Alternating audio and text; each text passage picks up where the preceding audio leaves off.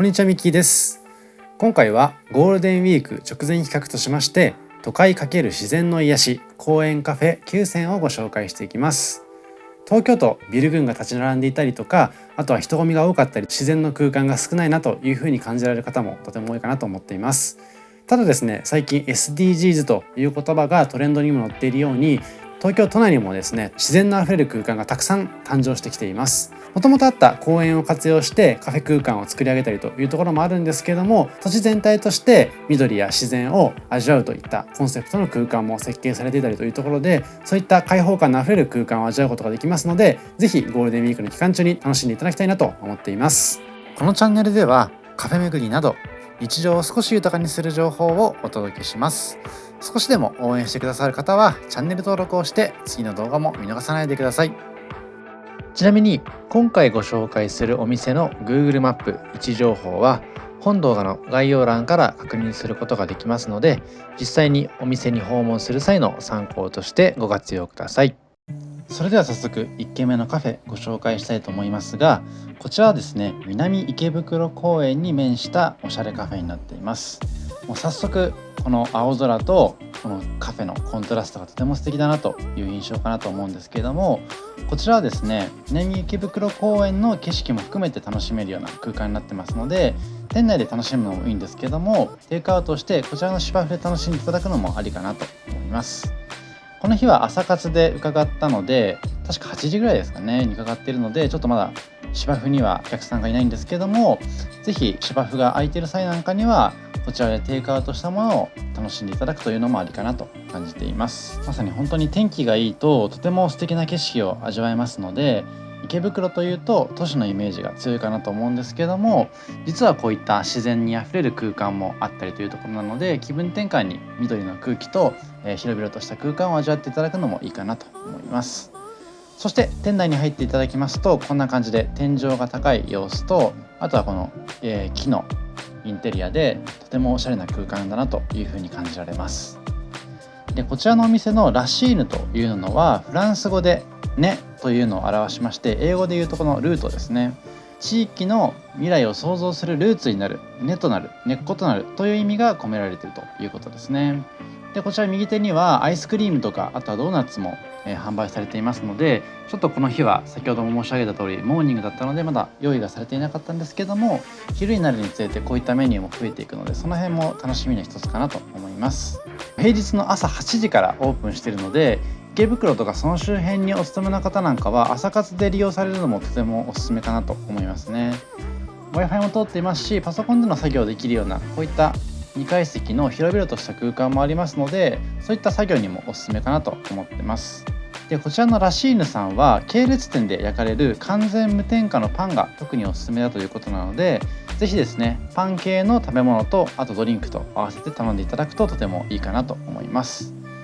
で右手にはこんな感じで本棚もありまして、気になる本とかがありましたらこちらから手に取って楽しんでいただくこともできるかなといった感じです。なかなか朝活をしたいななんて時にどこ行ったらいいか分かんないことも多いかと思うんですけども、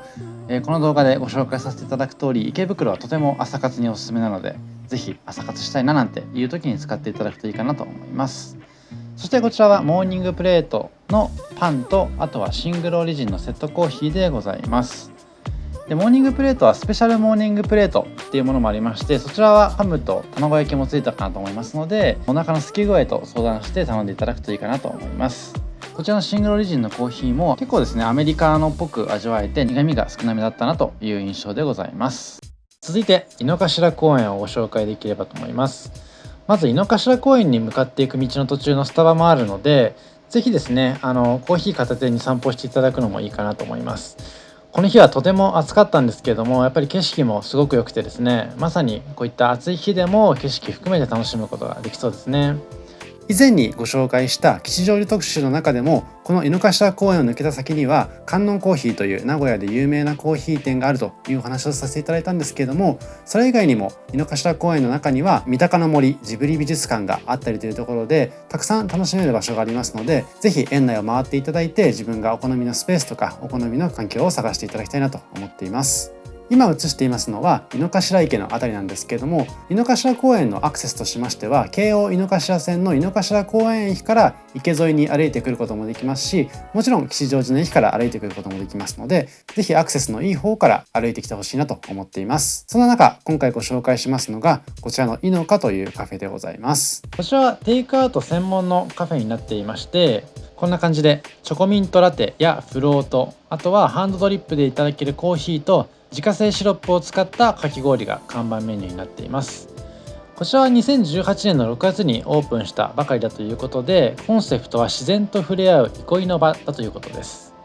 で、お店のロゴは井の頭公園の池の形 Y をモチーフにして4つ合わせてシャープという記号を表現しているとのことですね。ちょっと今店内で楽しむことはできないんですけども、ぜひテイクアウトして楽しんでいただきたいなと思っています。で、この日はこんな感じでブルーフロートをいただきました。やっぱりブルーの感じとアイスクリームとさくらんぼという感じで、見た目にも美味しい雰囲気が漂ってますよね。ぜひ試してみてください。さて、続いてはスターバックスコーヒー新宿御苑店のご紹介なんですけれども、ここからは4連続でスターバックスコーヒーをご紹介します。スターバックスコーヒー好きな人も多いかと思うんですけれども、公園との調和を大事にした空間をはじめ、スターバックスコーヒーは店内設計がどの店舗も違うということの特性を踏まえまして、いろいろな公園とのコラボレーションを楽しめる空間でもありますので、ぜひ今回の動画を参考にしていただいて、せっかくスタバで味わうならこだわりの店舗に行きたいよねみたいな話をしていただいて、お友達とか恋人とか家族とかと足を運んでほしいなと思っています。こちらのスターバックスコーヒー新宿御苑店はリージョナルランドマークストアと位置づけられているお店でございまして、初の民間企業の出店店舗としてオープンしています。近年ですね、国産の木材の在庫が増えているということに注目して、外壁もそうですし、あとは天井とかバーカウンターとか全てに国産の木材を使用しているといったエコな空間になってますね。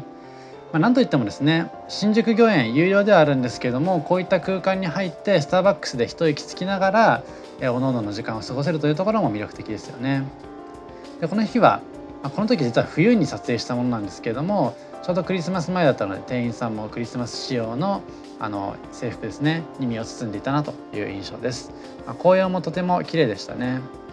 春になると桜が見えたりとか、そういった新宿御苑の季節の移り変わりを楽しめるのもこちらの新宿御苑店の魅力かなと思ってます。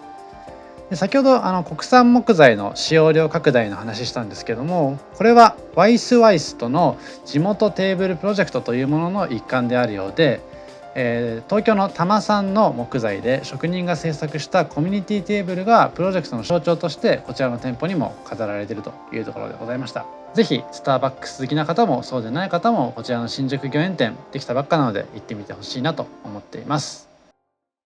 続いては二子玉川からご紹介します。こちらの二子玉川公園でございます。ここも本当に緑あふれて、この時特にですね、天気が良かったので青空も相まってとてもいい景色になってるかなと思っています。で、地域住人の方々とかも結構ワンちゃんを連れてお散歩されたりなんていう方もあって、時折ワンちゃんの飼い主さん同士の井戸端会議みたいなのも開かれていて、本当に暮らし向きが良さそうな方々が多いような空間だなと感じたのはここの二子玉川になっています。昼間なのであまりそういった方いないですけれども、ランニングとかにもちょうど良さそうだなと思いますので、運動不足がある方なんかもこの公園を使って、それこそあまりジム代かけずに楽しむことができそうですよね。で、あとは緑の芝生もありますので、ちょっとピクニックがてらテイクアウトをしたカフェのメニューとかを使いながら各々の時間を過ごしていただくのもいいかもしれないです。そしてこちらスターバックスコーヒーの二子玉川公園店をご紹介させてください。ちょっとメニューを紹介するのもあれかなと思って外の様子だけはご紹介するんですけども、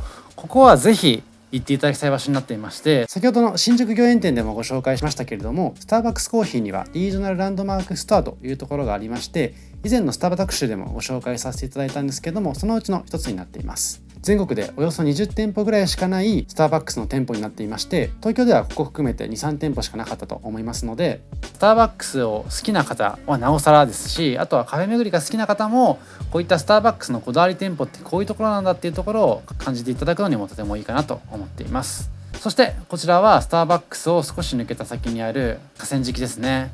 こういった青空の日なんかにはとても空気が美味しくて見晴らしも良くて、とても素敵な時間を過ごせるかなと思いました。続いては東京駅の丸の内側を出まして、二重橋前に向かっていった先にありますスターバックスコーヒー皇居外苑和田倉噴水公園店でございます。皆さん、皇居を訪れたことはありますでしょうか？私は桜の季節なんかに皇居に訪れて桜を見たりという形でしてるんですけども、意外と皇居に行ったことがないという東京出身の方々も多いのかなといった印象でございます。ご存知かと思いますけれども、皇居はもともと徳川将軍がいた江戸幕府時代の江戸城があった場所でもございますので、そういった歴史的な興味がある方なんかもお勧めできる、そんな場所になっているかなと思っています。で、先ほどちらっと桜が見れるというようなお話をしたんですけれども、皇居はですね、基本的にこういった桜の見る季節とかに期間限定で開放されるといったイメージでもありますので、今回ご紹介するスターバックスは基本的に入ることができるかと思うんですけれども、その他のスペースはぜひですね、インターネット上の情報を見ていただいた上で訪れていただくと確実かなと思っています。で、このスターバックスコーヒー、非常におしゃれな空間になっていまして、今までにスターバックスコーヒーのコンセプトストア等もご紹介してるんですけども、コンセプトストア以上に楽しめるポイントも実はあったりしますので、スターバックス好きな方はもちろんですけども、そうでない方もこちらのスターバックスはぜひ訪れてほしいなと思っています。都心であることを忘れてしまうほど豊かな木々に囲まれていて、ダイナミックな噴水の姿に心が癒される皇居外苑の和田倉噴水公園に併設しているお店でございます。で、こちらのお店は2021年の12月1日にオープンしたばかりだということでございますので、もしかすると今のタイミングで訪れていただくと、他の人はまだ体験したことがない高級な空間を一足早く楽しむことができるかもしれないです。で、こちらのお店、なんでそんなにおすすめかと言いますと、まずはこちらのデジタルサイネージですね。このデジタルサイネージで商品を提示することで廃棄物の削減を目指しているということでございまして、それ以外にも使い捨てカップ 75% 削減のためのリユーザブルカップの販売をしていたりっていうところで、こちらのお店全体として環境に配慮した取り組みを推奨しているグリーナーストアということでございます。さらにグリーナーストア、おそらく世界中にはあるかもしれないんですけれども、日本の中ではこちらが1号店だということでございますので、東京駅だからこそ、こちらの皇居前だからこそ楽しめる極上の空間になっています。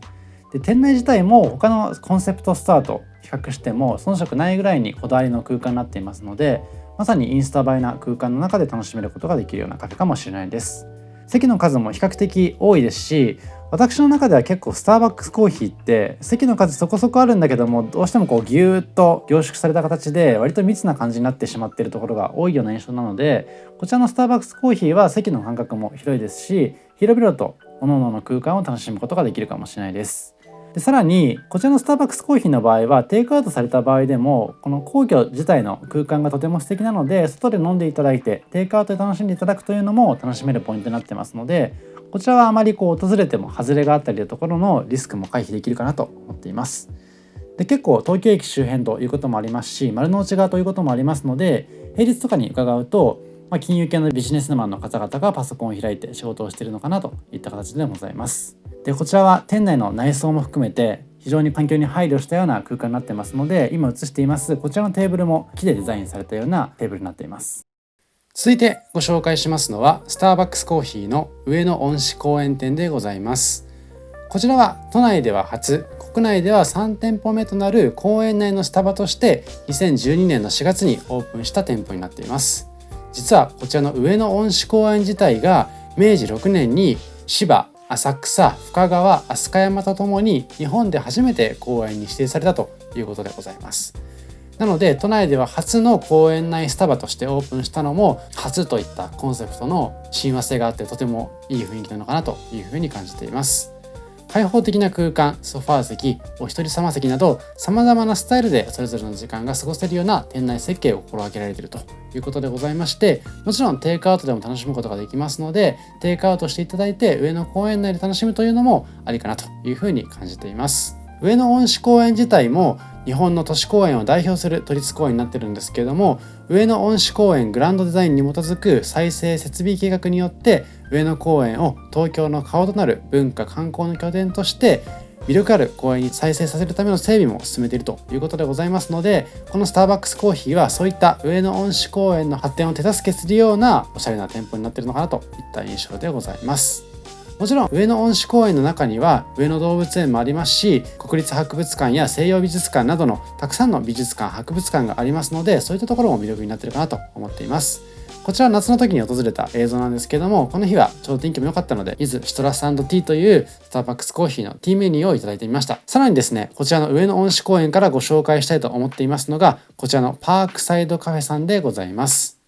こちらも上野恩賜公園内にありまして、さらにスターバックスコーヒーの向かい側にあるんですけれども、こちらのパークサイドカフェさんは癒しをテーマにしたカフェレストランだということでございまして、非常に広々とした空間とテラス席が特徴的になっています。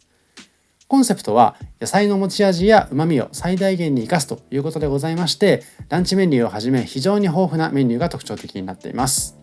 季節ごとに厳選した旬野菜を使った料理や専門農家から毎日届く積み立てハーブのこだわり紅茶など、ヘルシーなメニューも特徴的な部分になってますので、ぜひ料理と合わせてその辺も頼んでほしいなと思っています。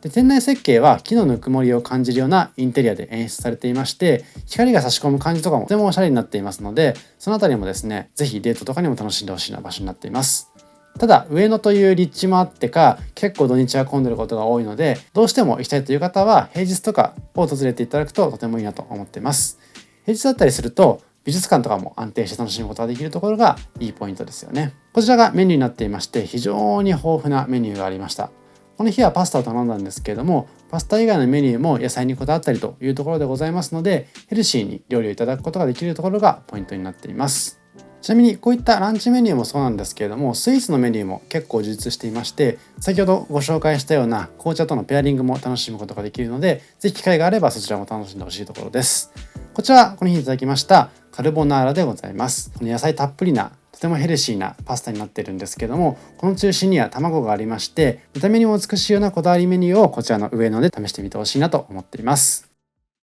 続いては新橋や汐留などがあります港区の方ですね。そちらからご紹介していきます。こちらは芝公園にありますルパンコティディアンさんでございます。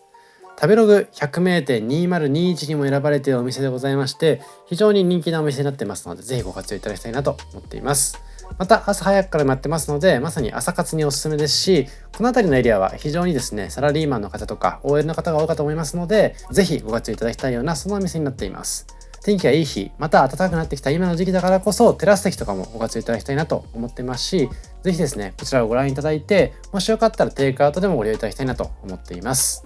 こちらのお店はベルギー発祥のベーカリーレストランでございまして、世界中に店舗があるということでございます。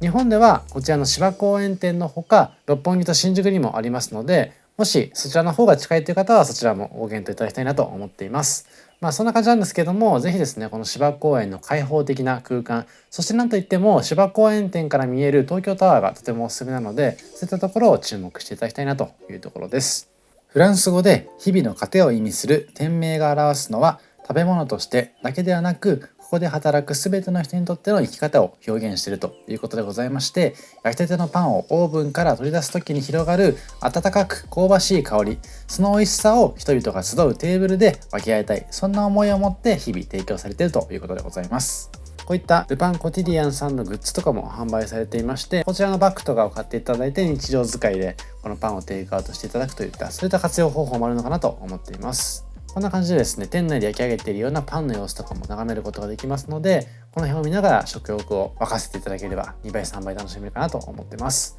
結構店内も広々としていまして、たくさん席の数もありますので、もしよかったら複数人で来ていただいて、例えばランチとかのご活用もご検討いただきたいなと思っていますし、お店自体は東京プリンスホテルの敷地内にあるということでございまして、ディナーの営業もやっているようで、例えばこれから新入社員を迎えたりとかで、職場の仲間と少し意気投合したいななんて時には、今の時期だからこそ朝の時間とかご活用いただいて、ちょっとおしゃれな空間の中で一息ついてから仕事に入ったりとか、あとは昼休憩長めにとっていただいて、こういった贅沢な時間を過ごしていただくというのもとてもいいかなと思っています。で、こちらはこの日にいただきましたアボカドトーストでございます。こちらモーニングのセットになっていますので、コーヒーだったりとか紅茶だったりを選んで頼むことができます。で、このオリーブオイルのかかってとても美味しいパンなんですけれども、こちらで販売されているパンは基本的にオーガニック小麦を使用したパンが中心になっていまして、食材も良質なものにこだわっているというお店でございますので、健康的な食事を楽しむことができるかなといった感じです。あとですね、こちらのモーニングセットで紅茶をいただいたんですけれども、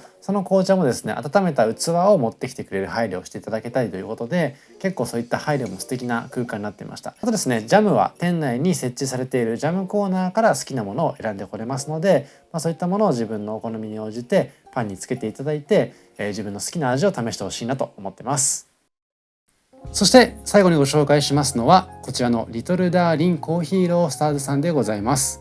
こちらは国立新美術館があります乃木坂駅の近くにあるとてもおしゃれな空間になっています。都心に広がっている海外風の開放的な空間になっていまして、インスタグラムとか YouTube を普段見られている方はもしかしたらすでにご存知かなと思っています。前々から紹介しようとは思っていたんですけれども、なかなか機会がなくて紹介を控えていた場所になっています。こちらは店内にこの公園が広がっていまして、倉庫跡地をリノベーションした都心のコーヒーロースターカフェになっています。こちらのリトルダーリンコーヒーロースターズさんで提供されているコーヒーは日本国内のさまざまなカフェでも使用されている有名なコーヒーでございますので、後でご紹介しますけれども、もしかするとそのパッケージをご覧になったことがある方は多いかもしれないです。ちなみにこちらはシェアグリーンという商業施設全体を映していまして、リトルダーリンコーヒーロースターズさんは今映しています倉庫をリノベーションした空間になっています。中の様子は後でご紹介させていただきます。もう本当にこのシェアグリーンという空間自体がとてもおしゃれで素敵になっていまして、今本当に人がいない映像を映しているんですけども、こちらは平日の朝に伺った様子ですので、土日とか祝日はめちゃくちゃ混んでます。この芝全体がここに来場されているお客さんで埋まるような感じになってますので、リトルダーリンコーヒーロースターズさんも店舗の外まで行列ができてしまうような感じになっています。どうしても落ち着いて楽しみたいという方に関しましては、平日の午前中とかを狙っていただくととてもいいかなというふうに感じています。今映していましたのは花屋さんになっていまして、こちらでは花を買ったりすることもできますので、そのあたりも女性とかには嬉しいポイントかなと思っています。特に天気がいい日なんかにはこういった青空とのコントラストを楽しむこともできますので、そのあたりもぜひ楽しんでほしいです。で、今からこちらのリトルダーリンコーヒーロースターズさんに入っていくんですけれども、こちらのお店はトランジットグループという会社が経営されているお店になっていまして、日本国内ですと他にもビルズさんですとか、以前に六本木編のカフェ特集でご紹介したダウンステアーズコーヒーさん、他には虎ノ門編でご紹介した虎ノ門ヒルズカフェ、渋谷編でご紹介したアップライトカフェなどがあります。残念ながら閉店してしまった立川編でご紹介のサインさんですとか、あとは銀座にありましたネオ喫茶キングさんなどもありまして、その辺をご存知の方もいるかと思います。どのお店もめちゃくちゃおしゃれで、料理も美味しくてコーヒーも本格的なものばかりなので、カフェ好きな方なんかは一度トランジットグループさんのホームページを確認していただいて、自分が一番気に入った場所とかを中心に訪れていただくと、とても充実したカフェ巡りを過ごすことができるかなと思っています。こちらが先ほどご紹介していましたコーヒー豆のパッケージでございまして、このヒップホップな雰囲気なんかもとても楽しめる部分になっているかなと思っています。なんとなくイメージ的にはシュプリームとかストゥーシーとか、そういった洋服のブランドが好きな方なんかにはめちゃくちゃ好まれるパッケージかなと思っています。で、こちら店内もマイナスイオンあふれる空間を楽しむことができるかなと思っています。あとこちらはメニューになってますので、ぜひ参考にしていただきたいなというのと、タイミングによっては提供されていないメニューなんかもありますので、その辺はご注意いただきたいなというところでございます。で、こちらこの日はコーヒーと合わせてハンバーガーをいただきました。ハンバーガーのパティがめちゃくちゃ美味しかったので、その辺も注目になっていますし、こういった桜の施設なんかには桜の木が店内に飾られていまして、テイクアウトのコーヒーと一緒に写真を撮っていただくこともできますし、テイクアウトだとこんなランチボックスに入れていただいてポテトもテイクアウトすることができますので、その辺も楽しんでみてください。以上、今回は都会×自然の癒し公園カフェ9選として動画をご紹介させていただきました。都内には本当にたくさん緑があふれる空間が実はあったりしますので、都内だからといって偏見を持たずに、ぜひ一度でいいのでこの辺立ち寄っていただいて、都会との融合を楽しんでほしいなと思っています。また今回ご紹介させていただいた公園のエリア、新宿ですとか六本木ですとか吉祥寺ですとか、以前に動画でご紹介してますので、その辺も参考にしていただければと思っています。ぜひこの春の過ごしやすい季節だからこそ、テイクアウトとか店内とかこういった開放的な空間楽しんでみてください。以上、ミキでした。ありがとうございました。